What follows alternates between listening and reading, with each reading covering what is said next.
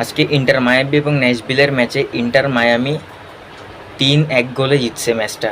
যেখানে প্রথম 2 মিনিটে ন্যাশভিল একটা গোল করে, সেটা ইন্টার মায়ামির প্লেয়ারের পায়ে লাগে তাদের নিজস্ব বারে ঢুকে যায় গোলটা। সেটা ওন গোল একটা ছিল। এরপরে সাথে সাথে 11 মিনিটে মেসি একটা গোল করে, যে খুবই অসাধারণ একটা গোল ছিল। এরপরে corner kick, Messi corner kick করে, বুস্কেটস হেড দিয়ে আরেকটা গোল করে।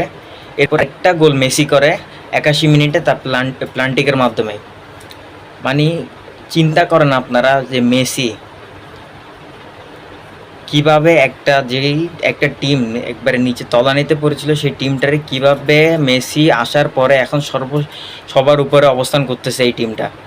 মানে একটা টিমকে কিভাবে উপরে তুলতে হয় শুধুমাত্র মেসি জানে। এটা খুবই অসাধারণ একটা ম্যাচ ছিল ইন্টার মায়ামির জন্য, এবং খুবই সুন্দর একটা ম্যাচ ছিল। শুধু ডিফেন্স, ইন্টার মায়ামির ডিফেন্সটা একটু শক্ত হলে আরও ভালো হয়, কারণ ডিফেন্সটা খুবই খারাপ।